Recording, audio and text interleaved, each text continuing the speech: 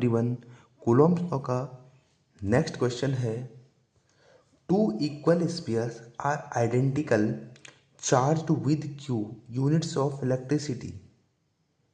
of electricity separately when they are placed at a distance 3r from center to center, where r is the radius of either sphere.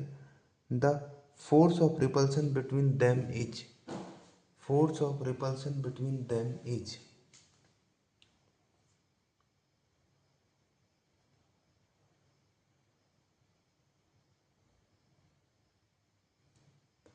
तो कहते हैं कि force of repulsion क्या होगा इनमें से, यानी दो स्फीयर हैं।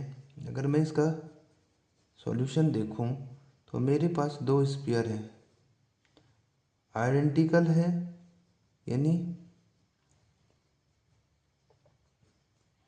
आमने सामने रखे हैं।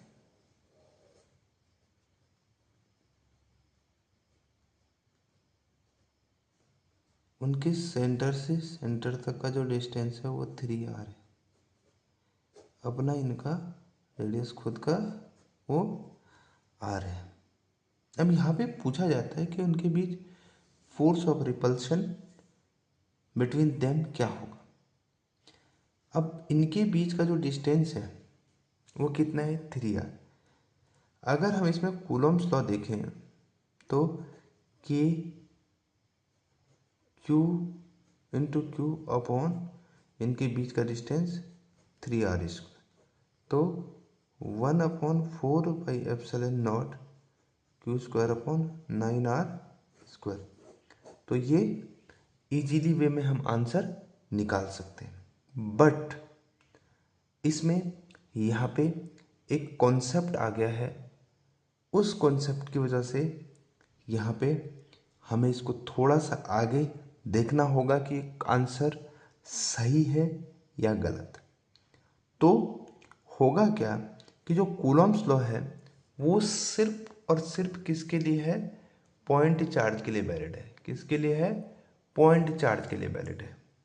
लेकिन यहाँ पे तो स्फीयर आ गया। अब स्फीयर जब आमने सामने होंगे तो आमने सामने होने के बाद इनमें क्या होगा, फोर्स ऑफ रिपल्शन, जिसकी वजह से ज़्यादा से ज़्यादा चार्ज इस साइड में आ जाएगा, इस साइड में। तो इनका जो बीच का डिस्टेंस सेंटर ऑफ मास है वो भी क्या हो जाएगा, खिसक जाएगा। यानी डिस्टेंस कुछ बढ़ सी जाएगी, लेकिन कितनी बढ़ेगी ये फिक्स नहीं है। इसलिए हम 9r स्क्वायर वाला आंसर सही नहीं मान सकते। यानी ये आंसर कहना सही नहीं होगा, क्योंकि यहाँ पे जो है फोर्स ऑफ रिपल्सन की वजह से इसका सेंटर ऑफ मास दूर हो जाएगा, यानी डिस्टेंस कुछ बढ़ जाएगा, लेकिन कितना बढ़ेगा ये नहीं पता। इसलिए हम इस आंसर को नहीं लिख सकते हैं, क्योंकि कूलॉम्स लॉ जो है वो पॉइंट चार्ज के लिए वैलिड है।